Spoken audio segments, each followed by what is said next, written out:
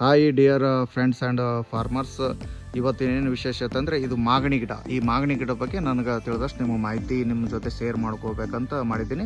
ಇದು ಮಾಗಣಿ ಗಿಡ ಅಂದರೆ ಇದು ತುಂಬ ಗಟ್ಟಿ ಗಿಡ ಮತ್ತು ಇದರಿಂದ ಉನ್ನತ ದರ್ಜೆಯ ಪೀಠೋಪಕರಣಗಳನ್ನು ತಯಾರಾಗುತ್ತೆ. ಮತ್ತು ಸಂಗೀತ ವಾದ್ಯಗಳು ಮತ್ತು ಮ್ಯೂಸಿಕ್ ಏನೇನೋ ತಬಲಾಲಿ ಈ ಥರ ಎಲ್ಲ ಇದೇ ಗಿಡದಿಂದ ಯೂಸ್ ಮಾಡ್ತಾರೆ.